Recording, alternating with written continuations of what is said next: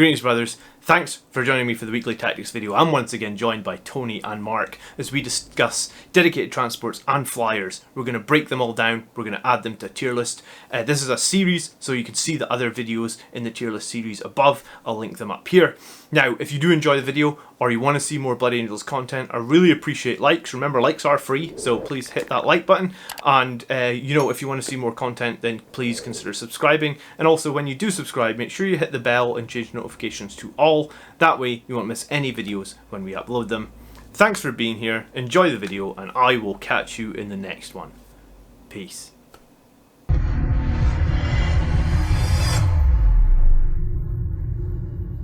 Alright, thanks again for joining us, guys. I'm here once again with Tony and Mark from our Discord, and tonight we're doing, I think it's the fourth tier list in the series, and this is going to be dedicated transports and aircraft. So we're just going to, although there's just two different categories within the rules, we are going to just put them into one, and once again we'll be rating them from S through to D, and we've had requests from the Discord that S is now Sanguinius tier. I think we've actually had requests to change all the letters, but just know if you're in S, then Sanguinius blesses these models. So, I guess we're going to get straight into it, and our number one unit tonight then is going to be the drop pod. And I guess it's an interesting place to start. I own so many of these buggers. It costs 70 points. Well, why don't you start with the drop pod since you own so many of them, Mark? Oh, Christ. From previous editions. I love the drop pod. It's great. 70 points is a reasonable price for some ablative wounds to sit on an objective from nowhere. The only problem is, of course, that it can be screened out relatively easily. You can deploy it with the doors up or the doors down if you want to block line of sight, or if you want to deny the enemy a large space of the table in which they can easily go into and do anything with without charging the unit. Toughness 6, 8 wounds, 3 up is not the most resilient thing in the world, but it's also not a pushover either. The guns are fairly incidental, although the storm bolters can reach out and touch something from a little bit of a distance.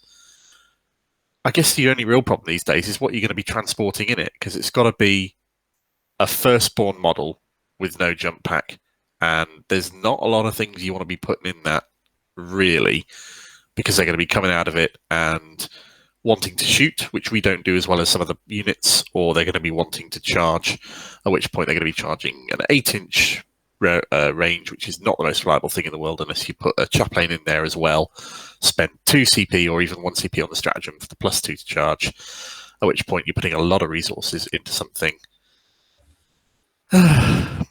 It's tricky to find a real solid place for it in a list these days. Your best use for it, to my knowledge, is either Relentless Assault or Line Breaker as a secondary objective scorer, where you can put multiple units into someone's deployment zone very quickly in turn 1, and they can either stay there and annoy or perform actions, and that's probably the best tactical use you can get out of it, rather than dropping something in to shoot or charge. But that's just my personal point of view with regards to it. Do you want to jump in, Tony? Yeah, so I pretty much agree with most of what Mark's saying, to be honest. I love drop pods. I actually don't own one. I got scared off by the horror stories of how hard they are to build, and I've never bought one. Oh, wow. You should. It's a rite of passage. You've got to give it a go. I need to get some just for that. I quite fancy a Dreadnought drop pod if I ever see one. But so expensive. They're not useless. I think the Deathwind launcher's pretty useless. 12-inch range, so the chances are you'll even be able to fire it. There's two sort of edge case uses we see for it. We see the drop pod Devastator squad. Used to be with Grav when we had the stratagem. Now it's with multi-melters, but really I think there's better ways of getting your multi-melters up close. And the other one is for our Flesh Terror brothers, who very much don't like jump packs, but do like things with chainswords. So what you can do, and I have seen it effectively, and it can be pretty scary, is have 3 of them full of a death company on foot with chainswords. Maybe stick Seth in one of those as well. Stick a chaplain in there, and you just go all in for your turn 1 charge, because you can do that turn 1. And of course, they're exempt from the rule which says you have to keep half your army on the table. Yep. So because of that, you can put a huge proportion of your army in drop pods. Then if the opponent gets turn 1, they can't shoot you. because you're not there, and then you can just drop down and go murder frenzy, whatever. I would love to see a strategy or build of these in the modern day these days with a null deploy army that just has everything off board and see how that works. I don't know anybody's got the balls to give it a go and see how it turns out in the end. The only problem you've got with it is people know about this and they're going to go, oh, hang on, look, he's got 3 drop pods or so. I'll tell you what I'm going to do. Then I'm going to spread my entire army out and completely screen everything turn 1. So if you don't get turn 1, then you're going to be landing in some of the most... If the enemy does it right, you could find yourself landing in your own deployment zone, which, all right, in some ways is not a bad thing because you haven't been shot in turn 1, but you're still now foot slogging across the board. So and with for me, they're like a really fun choice. They're a really fluffy choice. But the fact that they can only carry firstborn really... Yeah, I don't think that they're a particularly effective choice. And with people like us espousing the benefits of infiltrators till high heaven, that also doesn't help either. Yeah, a couple of units of those, and you can screen out pretty much the entire board.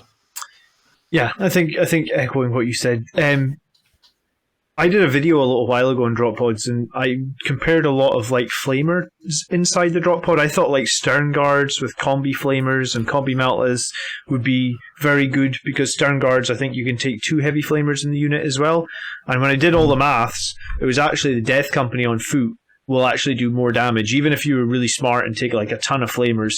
So yeah, maybe there's a situation where you could have a drop pod, and we do have Corbelow, who's the one character that makes no sense to me, that he has no jump pack, so he would be in a drop pod with a Death Company, and I mean that would give you a first turn Savage Echoes maybe, but like you said, you're putting an awful lot of points in there. I guess you have to commit like 400 points, and if the enemy know you've got 400 points in a drop pod and they play smart, then yeah, exactly what you guys both touched on. It could counter your chances before you even get off the board, right? Or before you even get on the board, you're not going to get where you want to be. So.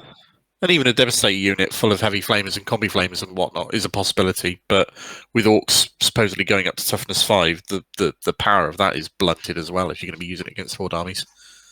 Very true. The other one option we haven't mentioned is you could put like a couple of squads of company veterans in the drop pod. Really cheap unit, 40 points for just 2 guys with a bolter, and then go after Relentless Assault secondary.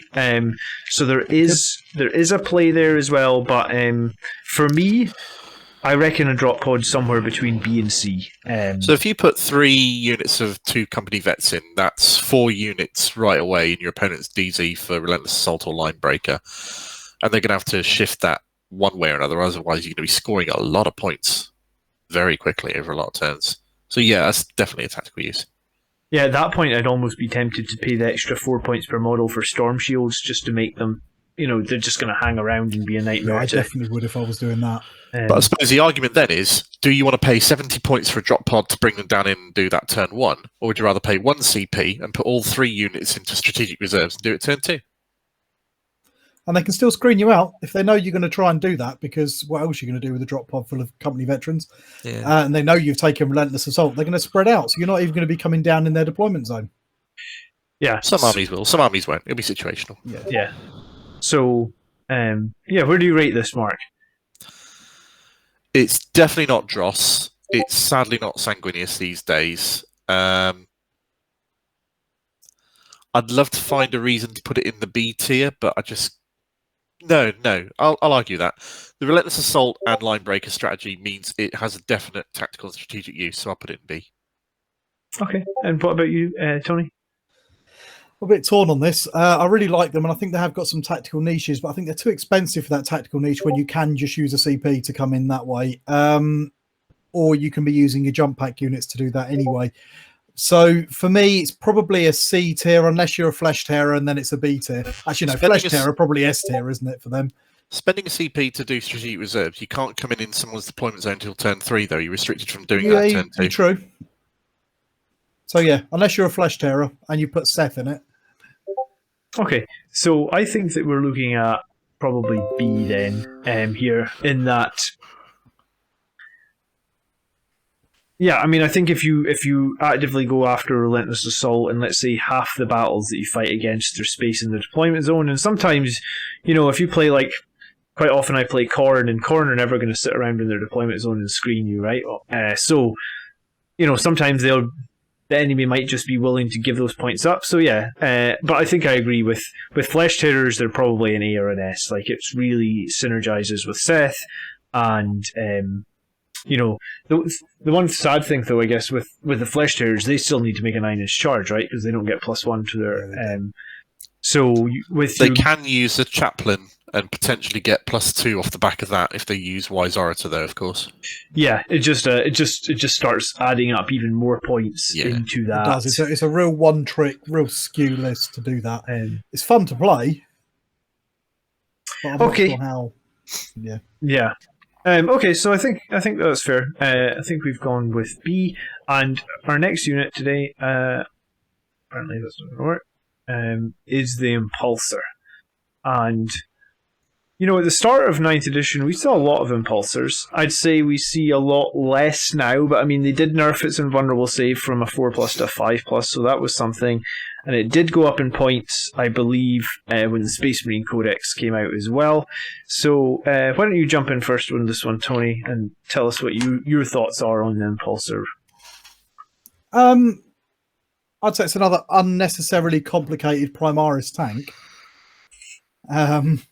And it's got an Iron Hail heavy stubber that's going to annoy Mark. But it's too many points is really what this one boils down to. And it doesn't carry enough people. If it carried 10 and was a bit cheaper, I'd be raving about just how good it is. It'd be a fantastic piece of kit. As it is, it does have its uses. I don't see... you see a lot of people sticking like little units of assault intercessors or Death Company intercessors in it, and I think that's just a waste, to be honest. It does have a purpose. You can either, because it's quite hard to kill, and you can run it up there with some I'd probably stick normal intercessors in there, maybe a close combat weapon on the sergeant, assault bolters, because of course you can get out and fire and use that to drive up onto an objective, hop out and shoot. That's not a bad tactic. It can be quite a nice way of getting your blade guard, maybe Judicia in there as well, into the midfield turn 1. But the tables are a bit smaller than they used to be, so it's not that big a deal to foot slog and get there on turn 2, maybe not turn 1. The guns are a little bit random. I don't know if I'd take any of them or not. There's an argument against the shield dome now. When it was 4+, it was an absolute gimme. On 5+, it's not. So it's got 3+ armor save anyway. So if you shoot it with an anti-tank gun, maybe, but they're probably going to shoot something else with an anti-tank gun. So it's not going to come up all that often. I do quite like the Iron Hail Heavy Stubber. I think that's a pretty nice buy for 5 points. Heavy 4, Strength 4, AP -1. That's not bad for 5 points. It's a lot better than a Stormbolter. So it's not bad, but I'm not sure it's necessary. I think it's probably the way I'd summarize this one. Sure. And Mark, do you want to? Yeah, sure. So the purpose of this vehicle, as I see it, in order to get the most out of everything it comes with and abilities-wise, is partially to use it as ablative wounds for a unit, but mainly you want to be making use of the unique assault vehicle rule that I don't think any other vehicle in the game, to my knowledge, has, in that a unit can disembark after the transport moves. There's a couple that can. There is a couple that can. No, we're going to come to another one later on. Okay. The Landspeeder Storm's got it as well. There's a couple. It's generally open top vehicles got it. Oh, scouts are shit though. Anyway, right, moving on. To make the best use out of assault vehicle with this, I think you want to be putting. Well, you can only put Primaris infantry model in there. You can't put Gravis in there. You can't put jump pack. Not there's any Primaris jump pack anyway, except for Cave and Shrike for some bloody reason.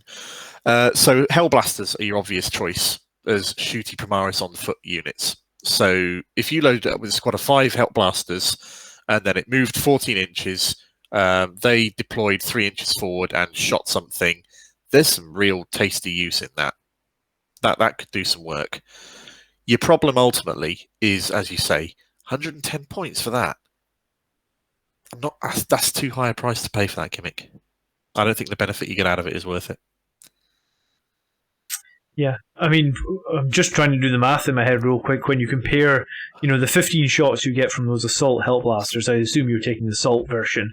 Yeah, absolutely. When you would compare them up into the Inceptors, even with the Inceptors going up in points, I guess Hellblasters plus an Impulsor is like almost 100 points more expensive than the 3 Inceptors, which are going to get similar in amount of shots.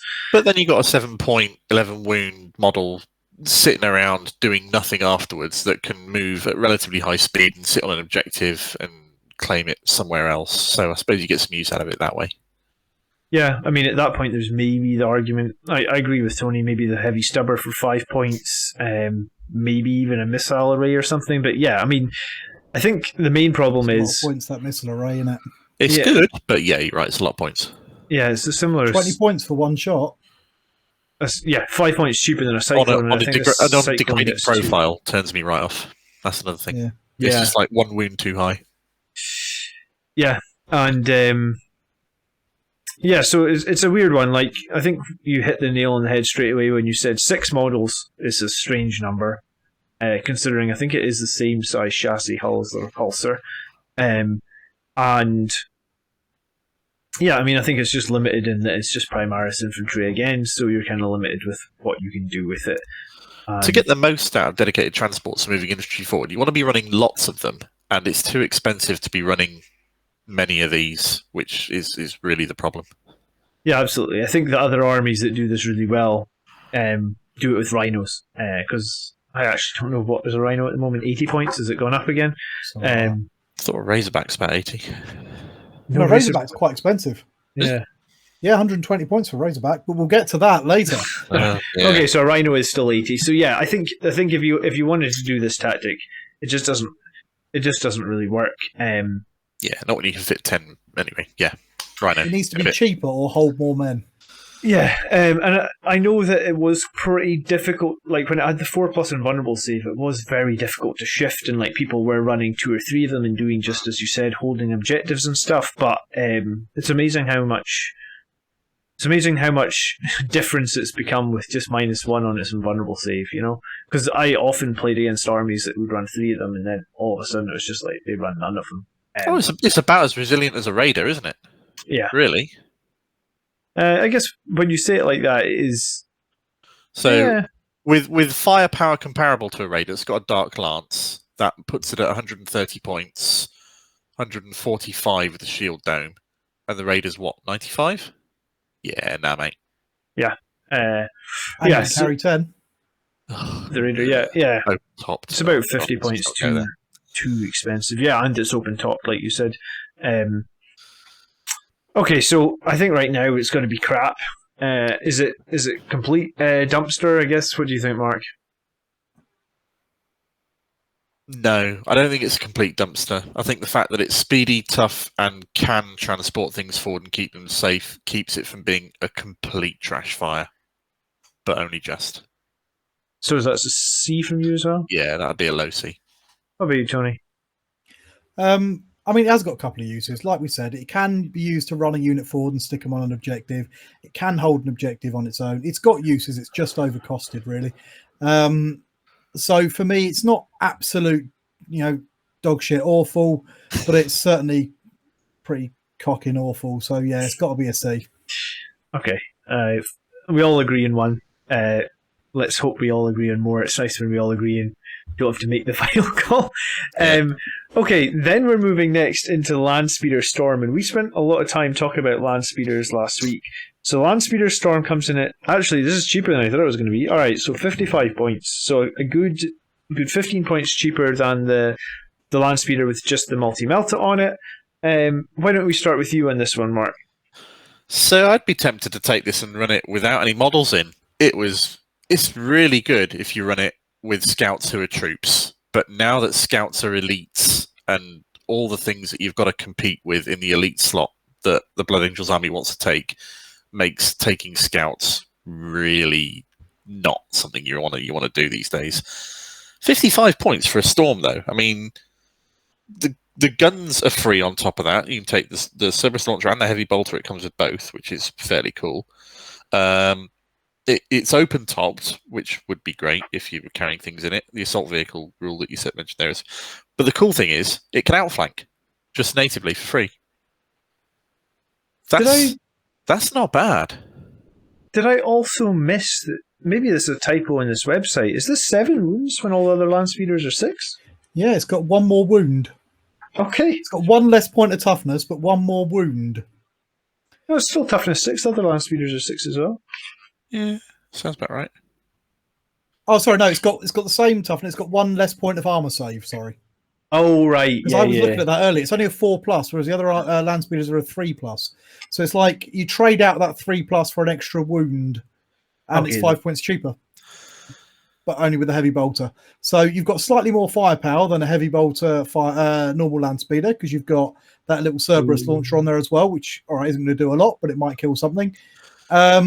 The only reason why you might take something else other than this is it's not infantry, so it'll have a hard time performing actions for objectives. Yeah. But because you can take it just says you can take a transport or dedicated transport, because for each infantry unit, the fact that you can take it without taking any units that can go in it it's neither here nor there. Yeah. it's neither here nor there. So sticking one in there to save 5 points, if you just want someone to run around and get killed or be in the way, it's not a bad choice for that. You did see a couple of them pop up in some competitive lists early in the year. For that reason, they are fairly cheap at 55 points speed bump. I don't think it's too bad. I wish you could put a multi-melter on it. I think it'd probably be broken if you could put a multi-melter on it. Yeah. Does the rule of 3 apply to dedicated transports? Because it doesn't on No. troops. I'm fairly sure it doesn't on as these far as I either. know. You just think an army of 36 of these or something. We'd have to take 36 infantry units as well. You can only take 1 per infantry unit. Oh, right. Yeah. You're with me. But you can still stack them up if you wanted to. Yeah. I don't think I would, because the damage output is pretty anemic, even 55 points. You'd just Heavy be bolter's using them not to gonna get you annoy very your far, is opponent it? with. Yeah. Yeah, I mean, if you compare that to the last Impulsor, Impulsor is basically double. What was it? 110 points. So, what's the difference? 1 more toughness, 4 more wounds. But then firepower, you've got quite a bit more with this. And you can outflank. You've got I guess, a bit more anyway. If you were needing to engage on all fronts or something, or harass the backfield, outflank. If you want to go further and put a unit of scouts in it after all, then they're dirt cheap and the infantry can pop out and start doing actions as well. Yeah, have you noticed also it's got a 3+ weapon skill? Which means that with its 2 attacks and Savage Echoes, it can actually charge and kill stuff. Not completely shit, yes. It's a Blood Angel. It's going to be able to kill something. Yeah. So for us, it's actually surprisingly all right in melee. Yeah. I still can't think of any list in which I'd take it, but it's not bad.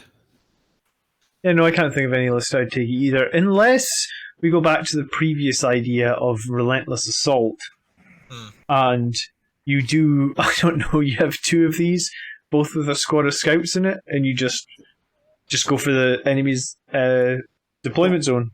So that would be the world's most annoying list to play against, wouldn't it? You turn up with a load of drop pods full of tiny squads of veterans, and just land speeder storms with tiny squads of scouts in it. And the outflank ability allows them to come on from any battlefield edge from turn 2 onwards, which is fairly cool. Yeah, so that means you could come in on their deployment zone, right? Because there's no rule about that. Yeah. Absolutely. So in turn 2, you just bring in 2 land speeder storms, 2 squads of scouts. You put scouts with the bolters or something. You unload them. Hopefully, you're within rapid fire range. What does that give you? 20 bolters rapid firing, or 10 bolters rapid firing, and then a couple of heavy bolters and a Cerberus launcher. I mean, there's a lot to be said for building your list around accomplishing specific secondary objectives. The only counter argument to that is Blood Angel players like to kill shit. That's true. Do you know what? Scouts, even with no melee weapon, by turn 3, scouts kill shit, Oh, yeah. Because we get 3 attacks on the scouts, I think. And they're only 14 points per model. But, I mean, I guess if you're running the Patrol and Vanguard list, where you don't need to worry too much about elite slots, then there's a... this sounds more attractive to me than the last 2 choices, that's for sure. Oh, yeah, I agree with that. Okay, so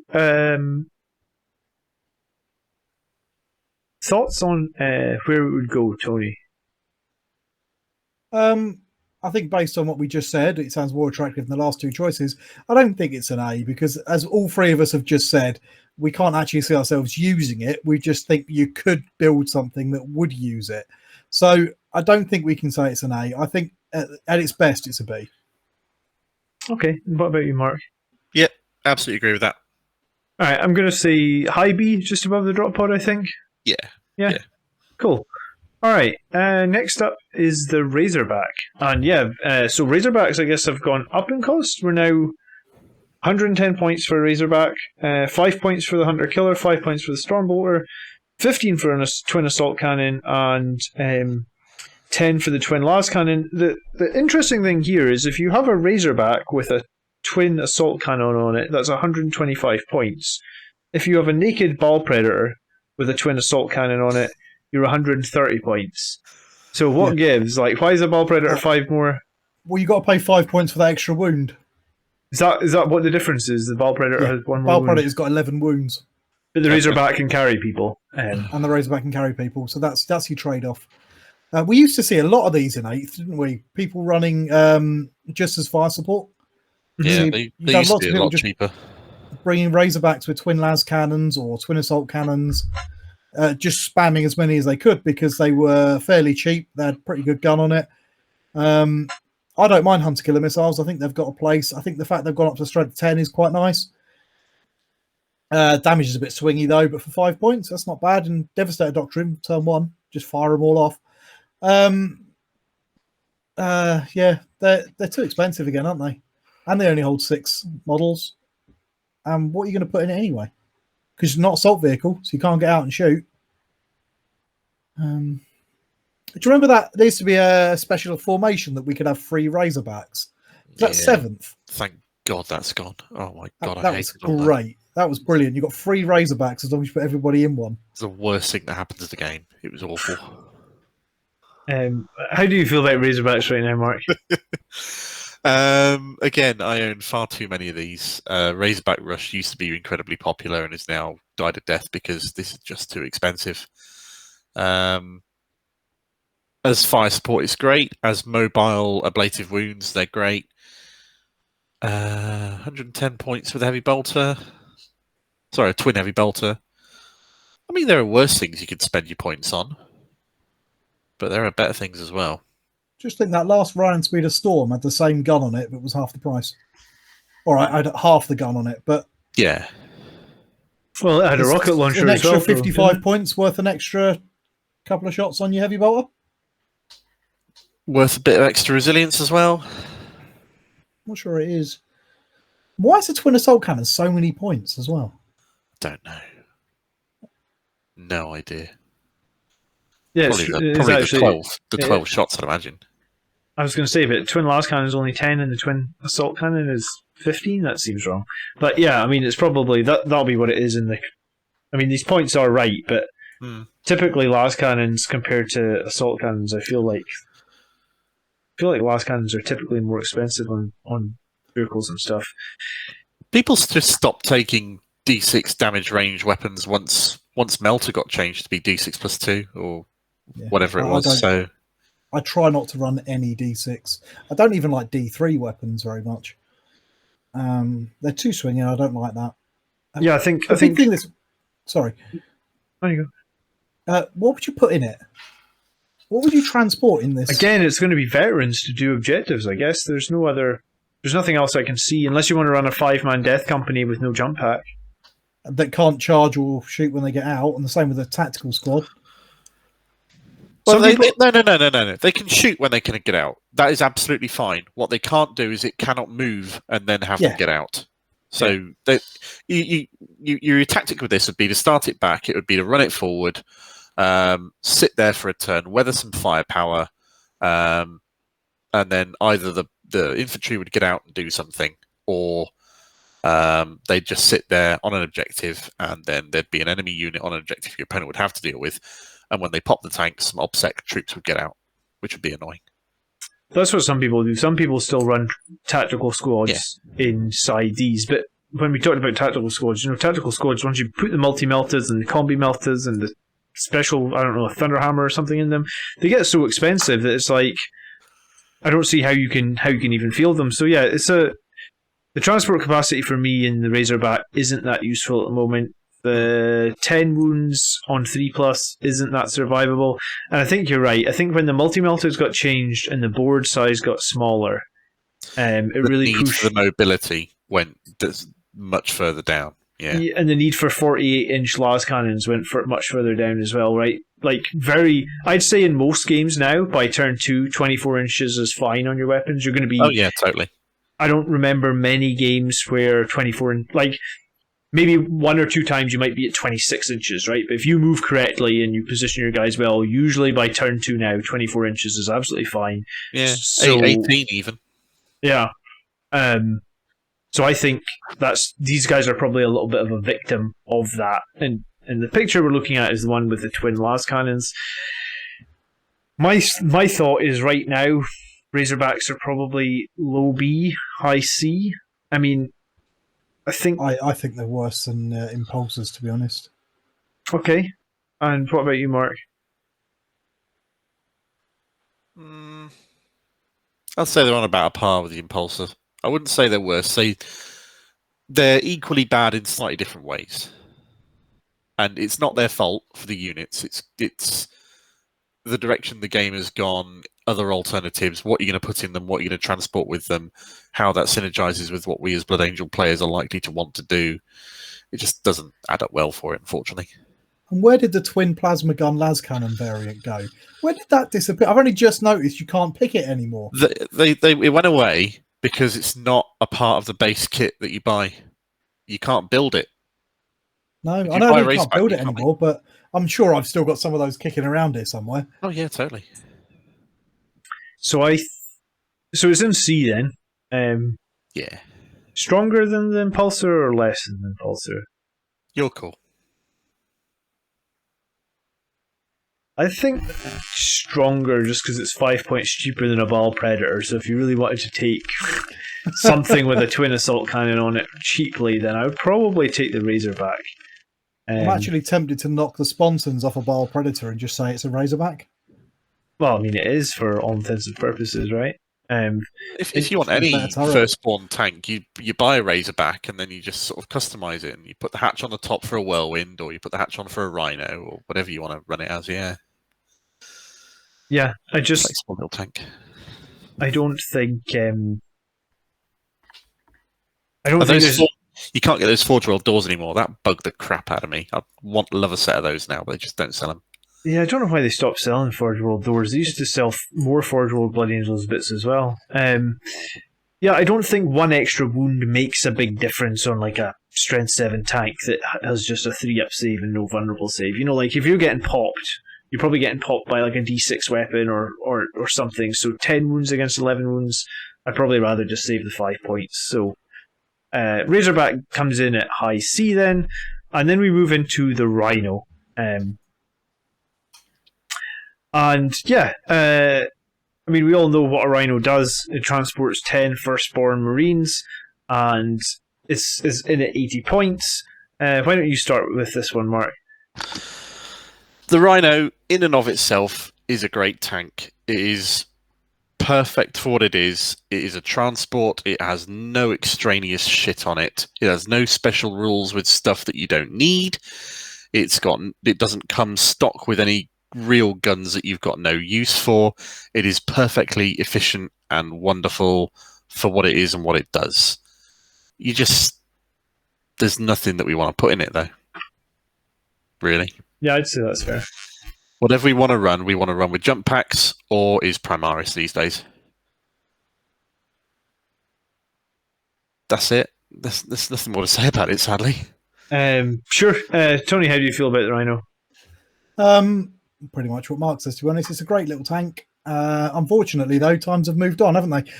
What are we going to use it for? The only possible edge case I can think of is if you've got somebody who really doesn't like Primaris and they want to run tactical squads because tactical squads are cool, and you're going to put a 10-man tactical squad in it, and you're going to drive it up, and you're going to park it at an objective, and then you're going to say, right, you come on, shoot me. And then when they eventually chew through it as ablative wounds, and then your tactical squad pops out and obsects the thing, and then they've got to chew through those. So it's got a use in if you're doing that. But really, other than that, I can't think of any real use. There's better ways of getting my Death Company into combat. And that is a tactic that will work. Rubbish. That will work against some opponents. It just won't work against everyone. There are some armies that will hard counter it. I don't mind Hunter Killer Missiles again. sticking a hunter killer missile on it, turn 1, firing them all off in Devastator Doctrine can be quite nice for 5 points. But yeah, that's really what it boils down to. Is I don't know what I'd want to put in it. Yeah, I agree with that. I don't know how I would run. I've got one. I don't know how I would run it. Yeah, and I do think times have moved on from the tactical squad meta. I mean, we do sometimes on the army list show see people submit lists. The lists are a couple of rhinos and a couple of tactical squads, and I just feel like there's just better ways you can do that now. They're not bad. They're just not the best things we've got access to.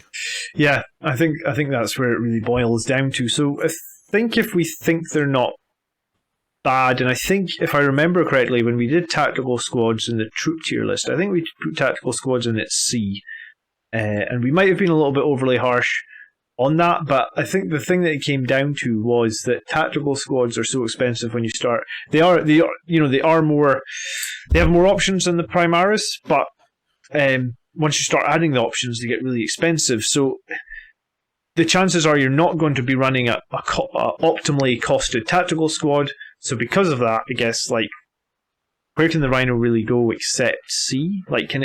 Is it good enough for a B mark, or what do you think? I'd put it bottom of B, mainly because if I'm going to run it, it'll serve exactly the same purpose as a drop pod, but it doesn't have the deployment flexibility of one. Sure, and what about you, Tony? I thought we were too nice to tactical squads. I thought they were crap. Especially for that person in the comment that got really upset when we said that. They are crap. Rhinos, exactly what Mark said. They do exactly what they say they're going to do, but we just don't really need anything that does that. They don't have the technical flexibility of a drop pod, and for me, that bumps them back down to a C. Stick them in there with their crappy tactical squad contents. Yeah, I mean, I guess, yeah, so I either have to put them at the top of C or the bottom of B, which is kind of the same thing, I guess. But I think we put them, because if the enemy's smart and they're deploying against... No, I'd be happy with top of C. I'd be fair. I'd be happy with that. Yeah, they're better than a Razorback, I think. Okay. Yeah, I mean, I think it comes down to, if you're going to run a few of them and you're going to pile them forward, then great. But at that point, it's so many points. 3 rhinos alone, 240 points. I give people a hard time on the army list show if they take 2 transports usually. And I'm telling them, don't spend more than 10% of your total army on transports, right? If it's a 2,000 point game, don't spend 200 points on transports, because you're wasting a lot of your army points, right? And you've got to have a tactical purpose or a reason to include something in your army. And for things like this, it'll be to block lines of sight, to block movement, or to sit on an objective. That's really all they can do.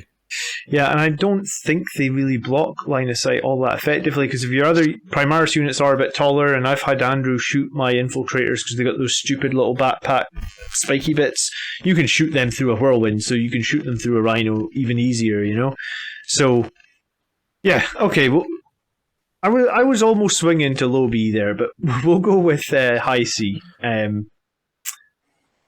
But yeah, I think you are right. Tactical squads are just too expensive, and and therefore rhinos just don't have as much of a purpose now that they maybe once had. And whoever painted this rhino is going to feel very sad, because this is an awesome painted rhino. That's a bloody brilliant rhino.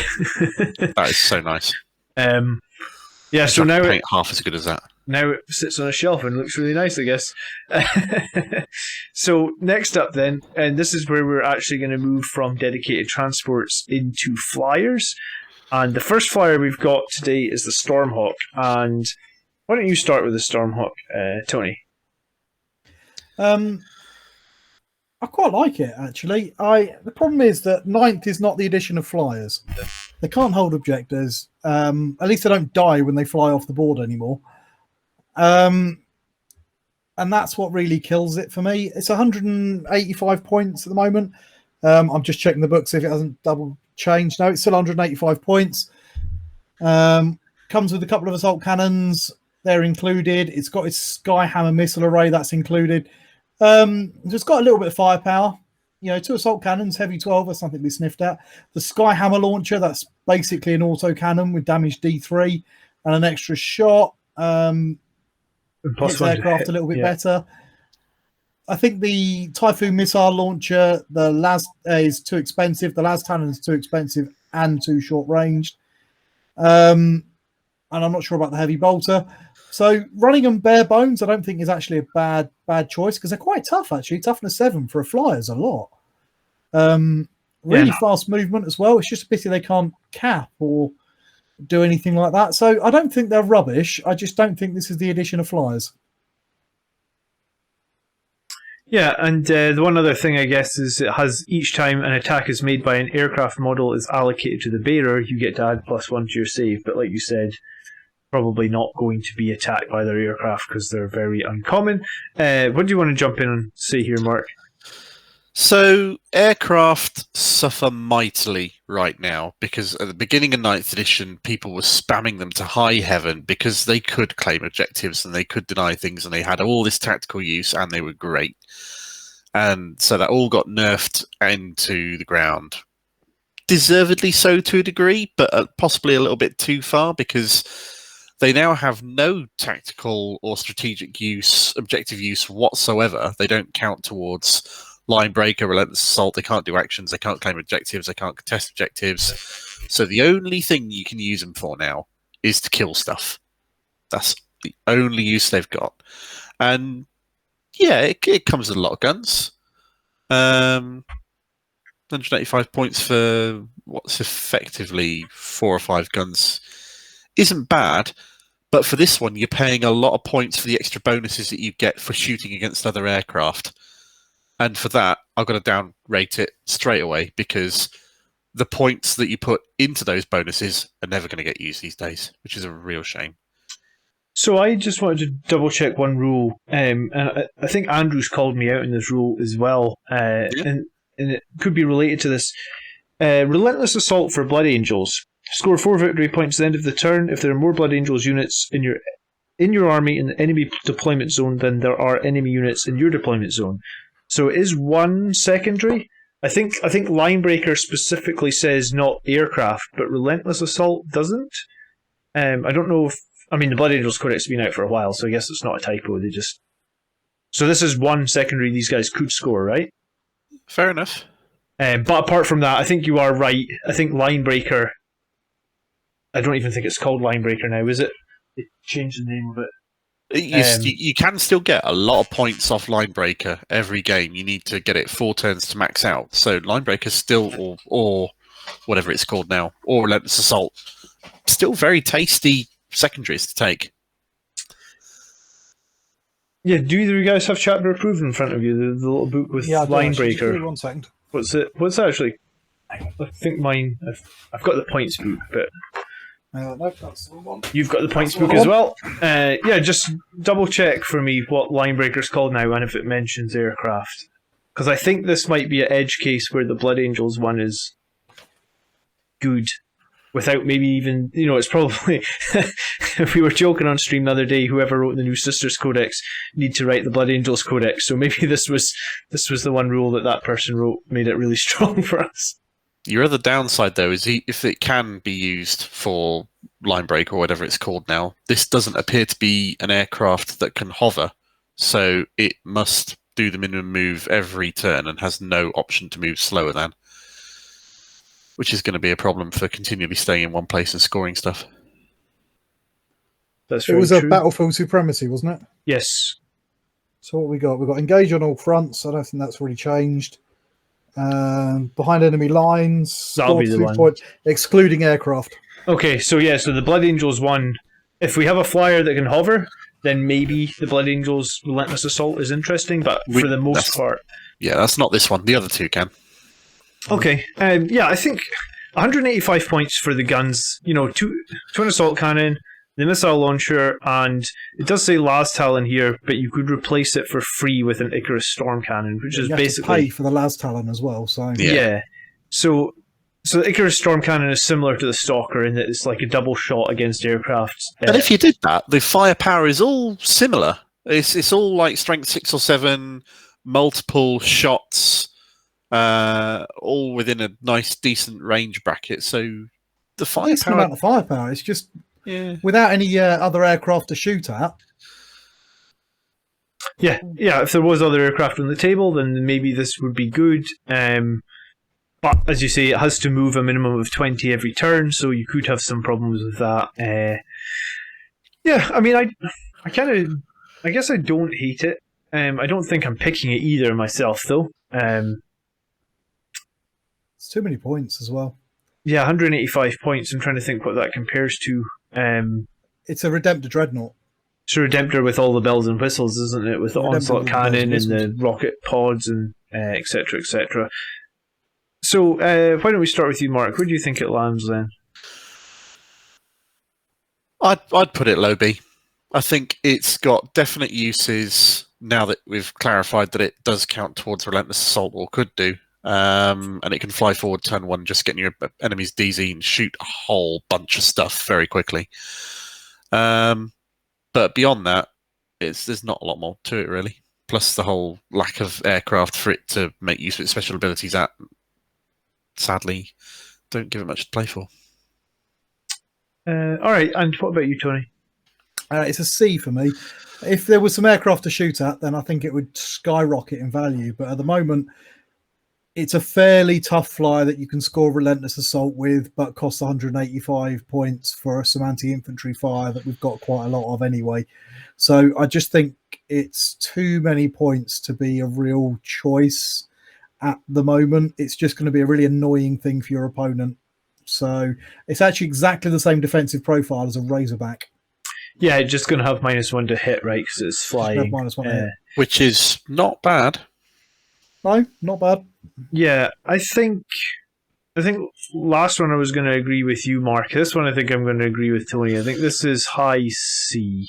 Fair enough. And I think the reason for that is I just think 185 points. Like I do like the guns on it. I like, the -1, the toughness 7. It's just 185 points for 10 wounds, I think, has got me thinking like. It's 165. I think I'll be saying this is a bit of a sleeper. This is something that could be quite useful.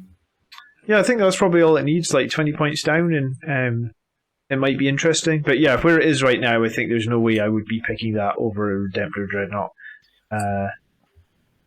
Okay, let's move on then. And we're cracking through them tonight. We are then on to the Stormraven. And Stormravens are a funny one because they were 315 points. They did lower them to 295 points. Sorry, 295. They have a lot of weaponry and they have a lot of weapon options, but it's still 295 points. By the time you push on a few weapons, you're well over 300 points.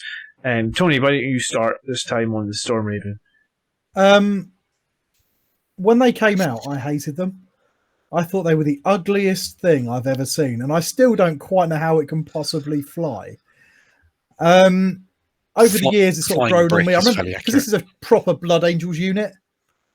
Yeah, this used to be only we could take the Stormraven, and it was supposed to be how we love flyers, so we've made this baby Thunderhawk, and it still can work like a baby Thunderhawk. I love the fact it can transport a Dreadnought, and it just swings about on the back. The problem with it is it's 290 points. Oh, sorry.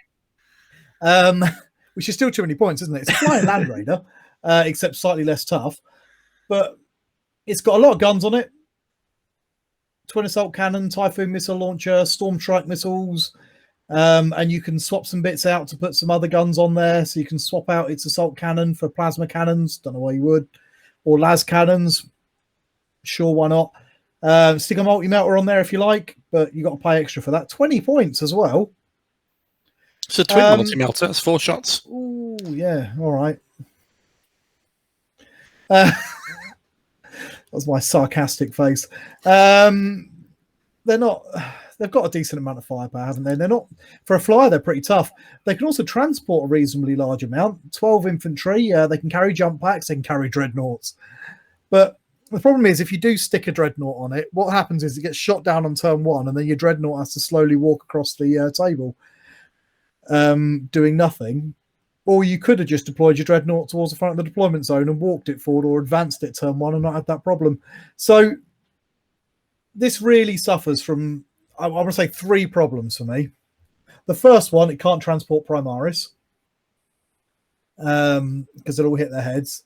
The second one is it's a flyer, so it loses any real utility other than just being a gun platform / transport. And the third one is it's still 290 points. It needs a massive points drop. It's still more expensive than a Land Raider, and nobody thinks Land Raiders are really good at the moment. So, yeah, that's the real thing for it. It's not there yet, even if I have slowly started to like the model. I want to swing a Libby Dread off the back. Yeah, and what about you, Mark? You could model a Libby Dread off the back quite happily. A little bit of wire. I think it'd be cool. That'd be fun to watch. Then he could like deep strike down with his wings. I'm quite fond of this. I like this model, but I can't back that up with uses for it or likely to take it in any given list.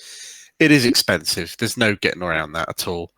The fact that if you use it to transport a unit or 2 units, it'll be visible from turn 1 against anything that wants to shoot at it, regardless. It's got no invul save. It's going to be very difficult to give it an invul save.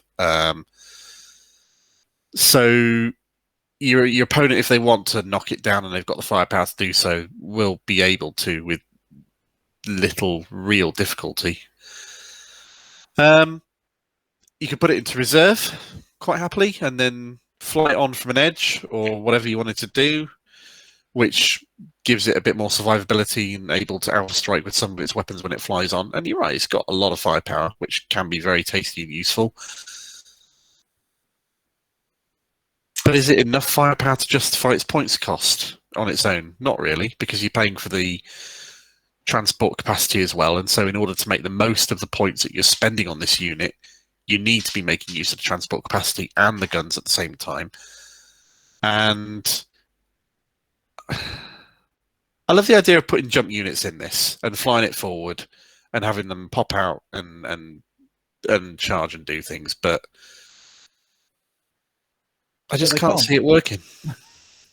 Yeah, I mean, I ran it exactly how you said once in 9th edition with, I think it was Dante, 5 Sanguinary Guard, and a Librarian Dread on it. And I played against the Eldar list, and Eldar went first.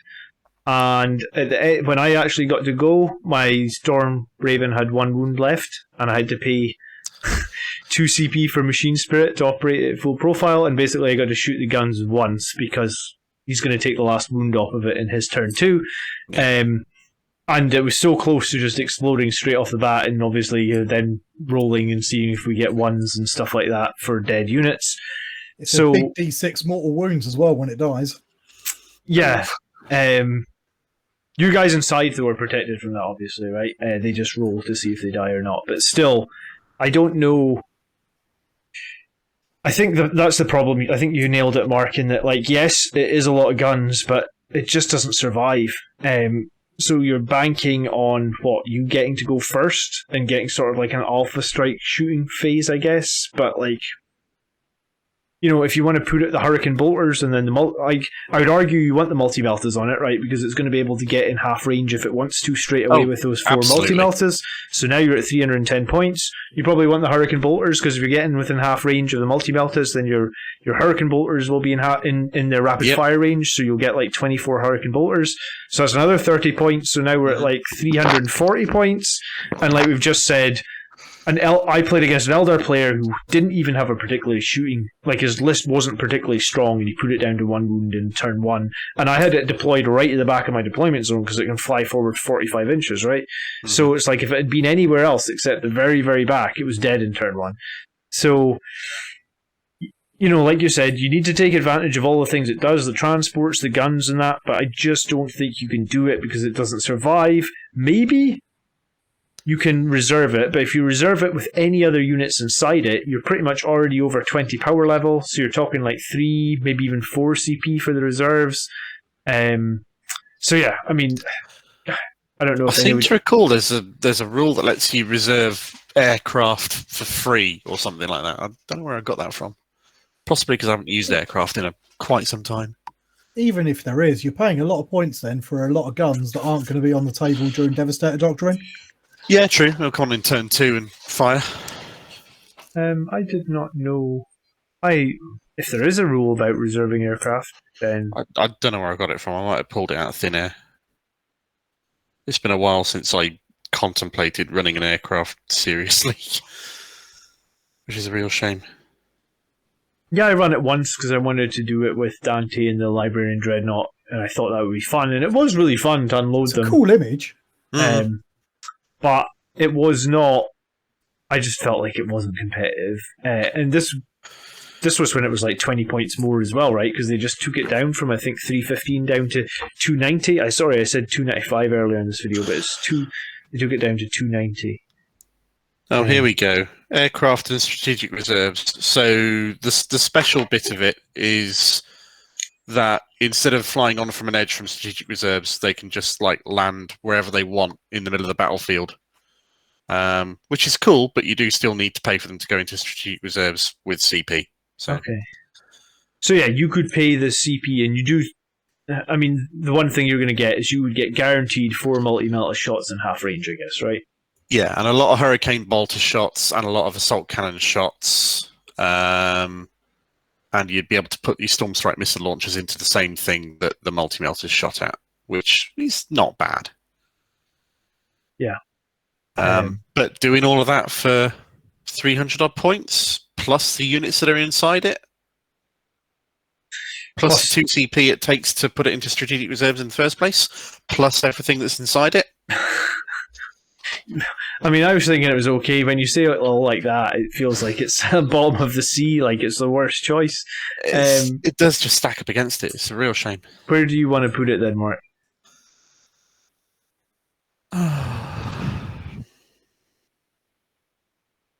It's really hard to argue not putting it in D. Yeah, because D is like we're just not taking it ever, and that's where it is right now, because it's too expensive in points and it doesn't survive. Because it literally is the bullet magnet of any army, and they can always see it because it's flying 12 inches above the board. Yeah. I can't justify putting it in C. I really can't. It's got a shit ton of guns. Maybe that's a reason to justify putting it in C. If your opponent says, so what's in your Stormraven? And you just say, oh, well, I've got Dante, and I've got my Sanguinary Guard, and I've got my Librarian Dreadnought. He's like, maybe I'll shoot the Stormraven. You know, like, it's just like... You're bringing it down where to shoot things at half range from multi-melta? Isn't that coincidentally the same range as that stratagem that lets me shoot you when you come in from reserve? Yeah, no. It's funny that. No, bung it in D. Tony, what do you think? It's downright dreadful. Yeah, okay. It's basically, it reminds me a lot of the, what are those Primaris tanks? I've completely slipped my mind now. The stupid Repulsor? ones with a million guns on it. The Repulsor, yeah, that's the one. Yeah, the Repulsor. Sorry, I said Impulsor for a second. It reminds me a little bit of the Repulsor, and equally crap. It's got a bazillion guns, an unnecessarily large amount of guns, because all the guns means it costs far too many points for you to ever possibly use. Yeah, which is right for a gunship. It just doesn't tactically work well in 40k as it is right now. Yeah, I mean, at least with this one, it's not like the Repulsor in that you have like crack storm grenades too and frag storm grenades. You could shield a Sanguinius it. You could, you probably could shield it. A bit of a faff, but theoretically, you could shield a Sanguinius it. Can you do that on non-core units? Let me double check that. I mean, you wouldn't, because it's the chance of being in range of your Librarian to shield of Sanguinius. Its minimum move is faster than your jump Librarian can move, yeah. So you'd be some pretty tricky deploying, but theoretically... Oh, God, I remember in 7th edition, I put a Calexus Assassin in this, because the auras of whatever was inside it used to radiate out from whatever's inside it, and it would deny psychic stuff flying around the board after Demon Prince and stuff. It was hilarious. Could you only hit it on 6s as well? Sadly not. But we could finally move it out of D if you could only hit it on 6s. Yeah, okay. Yeah, I mean, it's just it's unfieldable in its current incantation. I feel like really sucks. Really does. And I think there's actually a little bit of a problem with a lot of the tanks and heavy support right now. I think It's a weird one, right? Like, I remember at the start of 9th edition speaking with Andrew and saying, like, is it now the age of dreadnoughts? And that, like, I thought Duty Eternal used to be a stratagem, 1 CP, and it used to be really, really strong. And I mean, Duty Eternal is still legit strong against 2 damage weapons. It's a 50% damage reduction. And you know, when you compare all these tanks not having the core keyword, not having Duty Eternal, it's like, you can see why. I think we just saw a tournament winning list last week with like 5 dreadnoughts in it. You can see why, right? Not having core is the first strike against them. The second strike against them is the fact that games rely so much on the things that can either hold objectives or do actions towards secondary objectives, which inherently promotes infantry. You've got to have something special to justify bringing something in your list if it can't do an action or do something towards a secondary. Yeah, so as pretty as they are and how great they were at one point for Blood Angels, they are consigned to the dumpster for the moment. And lastly then, and I think this is one we've just recently got access to, right? The Stormtalon, because we're finally Codex compliant. So yep. I don't own one of these. Do you want to jump in first on the Stormtalon, Mark? So this, I'd actually consider running this. It's got a lot of guns. It doesn't have any extraneous special abilities you don't want to use. All of its special abilities are focused around shooting ground targets rather than air targets, unlike the Interceptor. It could hover. It's got -1 to be hit. It's fast. The only downside to it in terms of its loadout and what it can do is getting some synergy between the 2 guns that it would carry kind of dictates what you want to take. If you have the Typhoon missile launch for a bit of flexibility, then you're either shooting heavy targets or weak targets, and then you've got your twin assault cannon that is mandatory underneath its nose, which will shoot mid targets. So you fly into the middle of things and hope there's something for each of its guns to shoot at. You can put the Skyhammer missile launcher onto it, which will shoot at roughly the same targets as the assault cannon. Same thing with the heavy bolter. We've kind of established that your las cannons are not what you want to take because the D6 damage is not great these days. So for mid-level firepower, that's kind of fast. It's resilient enough when you factor in the -1 to be hit roll. What points are we looking at? 165. Seems a touch higher in the points, but Yeah, everything else... just the touch. Maybe 10, 20 points cheaper. I'd do that. Again, it could be an aircraft that you fly into your opponent's DZ turn 1 for Relentless Assault, which is not too bad. Yeah, quite fast on a 50-inch, so you could definitely manage that. Yeah. Start right at the back of the board now, 50 inches forward into the deployment zone and shoot. I mean, at that point, like you said, mid-range fire, just shoot out any units that are close to it so you keep scoring Relentless Assault, right? Yeah. The firepower that you'd get for all that isn't enormous, though. So let's say you put 2 heavy bolters on it, as well as the assault cannons. That would be, what, 18 shots? Mm-hmm. It's better than a kick in the cock. Yeah, I mean, it's 18 shots, 165 points, 6 heavy bolters, 12 assault cannons. That sounds not bad. What are you thinking about this, Tony? I'm a bit... I don't mind it, actually. I don't know if... I think if I was going to do any upgrades, I'd put the heavy bolter, because, I mean, the heavy bolter is going to cost an extra 10 points. But that does give it a fair amount. That's an extra 6 shots, so that's going to take it up to that 18 shots, which is quite nice. The guns are all going to synergize quite nicely with each other, so they're all going to be fairly good at chewing through a little bit of infantry. I'd be tempted to run it naked and just keep the Skyhammer. It's a heavy 3, so it's still got a few shots. You can have 3 less shots, but slightly higher strength. But that little bit of extra strength might make it better for killing things like raiders, transports. With the new orcs at toughness 5, that's going to be quite nice. You've got the Gravis armor stuff. I know we damage D3, which I don't particularly like, but it's still got that little bit of extra strength, which could be handy with the sort of the... We're seeing quite a few toughness sort of 5 and 6 things coming into the game at the moment, meaning that that extra couple of pips of strength might be worth the effort, and then you're keeping it cheap. I think if it was 155 points, I'd be saying, yeah, this is pretty good actually. I like this. I'd run this. 165, it's still a little bit on the fence because you still can't do any actions or anything with it.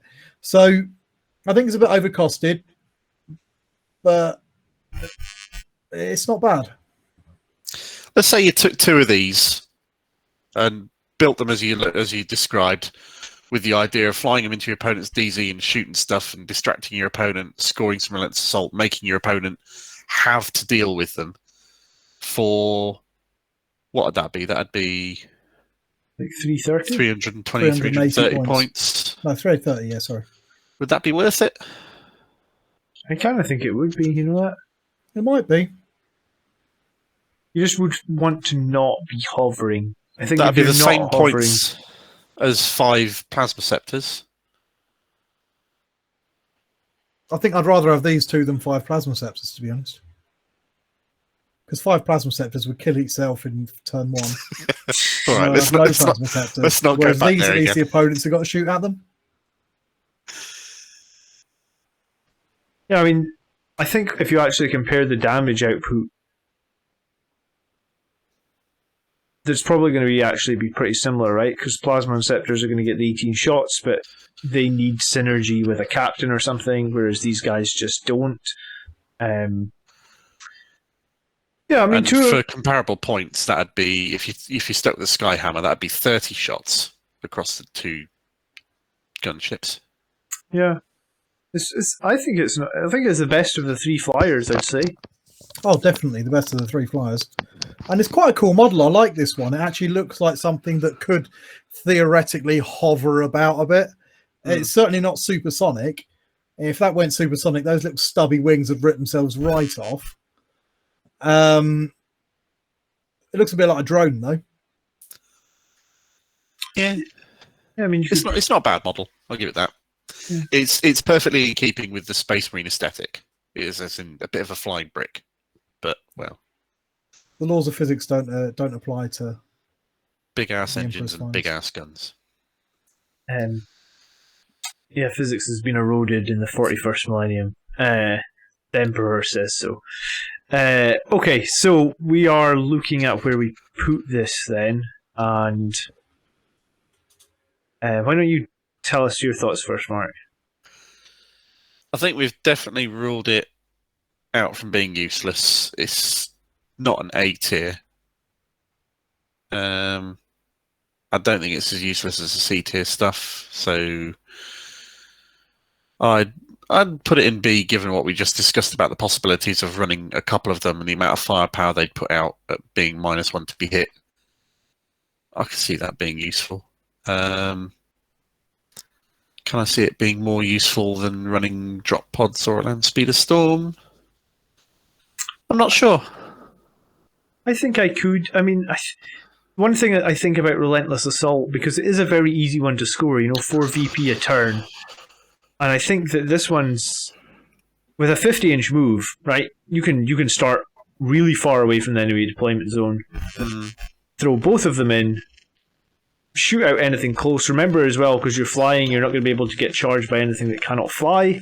And I actually kind of like that as a distraction where the opponent knows they need to go deal with those, or you're just going to start scoring up. And I think it buys you a turn or 2 to get some other units to the deployment zone. The maximum is 2 aircraft slots per general detachment, isn't it? If I recall correctly. Yeah, so I think I wouldn't want more than that anyway, because you need to be doing the full movement to be able to get the -1 to hit. You can only pivot 90 degrees. It's actually going to be a real bugger to keep them in your opponent's deployment zone, because you need to have the space to put the model, and it's not that small a model. Mm-hmm. Yeah, so I think it's a B here.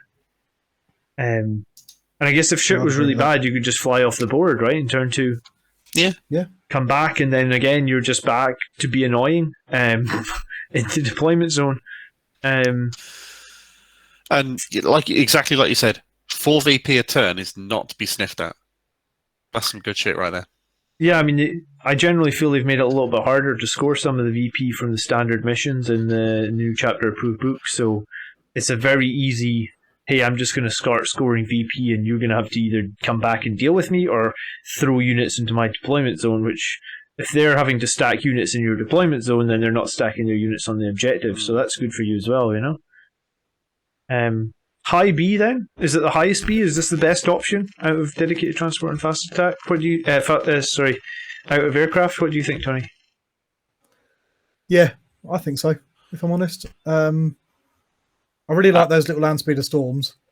Do I like this more? I like it a lot more than drop pods, I'll say that, for us. Flesh Terrors again, Sanguinius tier all the way. But yeah, I think it's better than a drop pod, but maybe not as good as a land speeder storm. Maybe. Where's his colour gone? Did you not manage to find a Blood Angels one and you just desaturated all the colour out of it? No, there was no no one's bought this yet. We only got, I swear, I actually don't know if I know one other Blood Angels player that's playing Assault Centurions. Do you guys have Assault Centurions yet? No? Because it's on my wish list. It's on your wish list? list? Now this is as well, if I'm honest. I want 2 of these and a squad of Assault Centurions. Yeah, well, I only got Assault Centurions because I've been wanting them for years, I guess, because I was like, oh, Centurions, why don't we get them, just bitter about it. So I'd put them over a Storm because at the moment I'm thinking I'd want to buy a couple of Talons before I buy a Storm. See, that's what I think as well. Yeah, I would buy a couple of these. That seems fair. I'm trying to think that I want one of these and I don't want a Storm. Fair. And I think I only want these now because Inceptors have gone to 60 points per model for the plasmas, and I feel like at that point, having 2 of these with 20 wounds, toughness 6, -1 to hit. Your only downside is they're still starting on the board and they're still visible to everything. Yeah, but 50 inches is, if we go back to earlier discussion where we say most people are now happy with 24-inch guns, if you're 50. I guess you have to get the whole model into the deployment zone. So you're 45 inches away from the deployment zone, give or take. Mm-hmm. Maybe you're if I was fighting you, for example, I only have those plasmas on the Redemptors that are more than 24 inches, I think. So chances are my army just couldn't shoot this thing if it was 45 inches away from my deployment zone, even if I went first. I'm trying to think I play against Andrew's sisters. I think it's the same thing. He's going to have nothing that shoots more than 36 inches, I think. Yeah, that'd be melter heavy.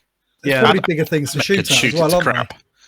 they? Their big guns are going to be used on some of your more important units rather than these, because they're not outrageously damaging. They're just annoying. They remind me a little bit like the blight drones and things for Death Guard. Yeah, exactly. Sometimes you just want units there that are just annoying, and if they end up shooting their big guns at them, then you're happy, because you're that's kind of how. That's kind of how I'm with my Centurions. If they're shooting the Centurions and not the Sanguinary Guard, usually I'm quite happy. I'm yeah, sure, shoot the Centurions, Yeah,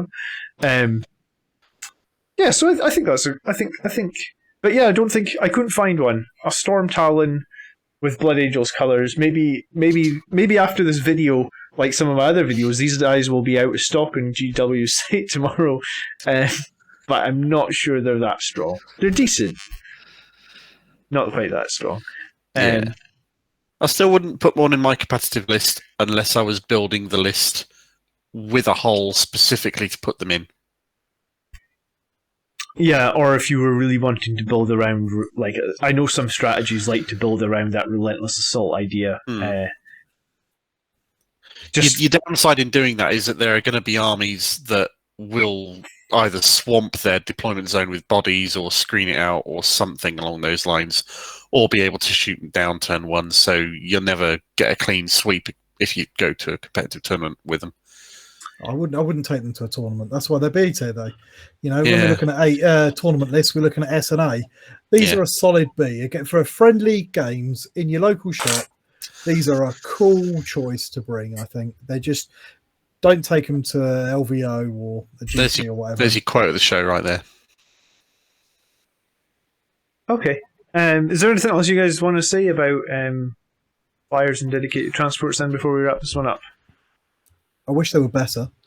I do. I really love that image of your whole army in transports just rolling forward. But they're so... I think that we've said the same thing for every single unit on this page, which is they're overcosted. Do you think that... And this could be a general question about the codexes and marines. Do you think that by making us chapter compliant, then it makes it harder for them to balance some of these stuffs? Because obviously they'd be, you know, what's maybe not good for our chapter is already good for other chapters, and it's like, you know what I'm trying to say? Like, you know, like when the Stormraven was Blood Angels only, did that give them more flexibility on its rules? I was expecting the your opposite. question to go in a different direction. Yeah. I think being Codex compliant and using Codex Space Marines is one of the best things that's happened to us as a whole. But the point you've raised is a fair one. Some unit types are going to be better with different chapters than others. I think the opposite in some ways. I think they've made it much, much easier to balance. But in making it much, much easier to balance, they've made it so that they don't have to. Previously, when we had our own codex, they could choose what was in the codex and they could make those units work for us. Whereas now we're codex compliant, there's a lot of different units and they don't need to do that. They just balance all the units as kind of bog standard. But in the same way, they try and, I think they're trying to balance them as the best versions that they could be. So all of those kind of Space Marine units are costed as if you were, say, a Raven Guard or something, which you've got that extra durability over 12 inches. Well, that could be really nice on some units, but for us, it's useless. So when they've costed them in and they've balanced them, they've balanced each one in their best case scenario to try and level it out for tournament play. But That'd be easy to fix if they wanted to, though. All it takes is an addenda for a particular codex supplement or an FAQ. You're absolutely right. If you take it in this chapter, it is X more or X less points. But they haven't chosen to do that yet at all. So there's a lot of units that are almost like, I reckon they've been costed on their on the unit in the best army that can take that unit. Yeah, I think I agree with that. So let's hope that's the direction they go, Mark. And I guess they have kind of touched on that very, very slightly in the Space Marine book, in that like there is like that addendum where it's like Blood Angels can't take the Ancient, or there's also like Blood Angels can take Infernal Pistols on this units or Meltaguns. So I think they need to push that a bit further, because it feels like, I think this is our 4th tier list now, and out of all 4, I want to say we've only picked maybe like 2 or 3. I think 5 units maybe have gone into the S and A tier, and everything else. We're going to make up for that in HQ and Elite, though. I mean, come on. Oh, yeah, definitely. Sure, but I mean, I guess what that means is like 4 or 5 categories we've done now, 80% of the units are just deadweight. Which at least it's a lot easier when you're writing your army list, isn't it? Maybe that's So, a deliberate thing, we've come up with this idea to do these videos to rate their army lists, and now it's easy. Maybe If that's it's a in deliberate Elite, thing it's in, good. If it's anywhere else, it's not. Don't take it. Maybe it plays into the part of the flavour of the chapter and what they do like to do and what they don't like to do. So if something's not as good for you, then your chapter's less likely to take it. It's just a shame that doesn't necessarily fly as much into the fluff. Fair enough. Okay. Then thank you, everybody, for watching, and thank you, Mark and Tony, again for hanging out and doing this. Always a pleasure. We have got 2 massive videos to do, Elites and HQ coming up, and this one only was 8 units. How long are we at? Yeah, you'll need a keg of beer for that. An hour and 20 minutes for 8. So, I knows how the elite one is going to be a long video. It's going to be hard, isn't it? But okay. So thanks so much for watching, and thank you, Mark and Tony, once again. Bye-bye. Night, gents. Ta. Please leave a comment down below on any opinions or any differences that you might have. And remember, we do have a Discord that just passed 500 members, so if you want to come and chat with Blood Angels players every day of the week, then that's where you need to hang out, so you can find that in the video description below. Thank you for all your support, thanks for watching, and hopefully we'll see you in the next video. By the blood are we made strong, brothers. Peace.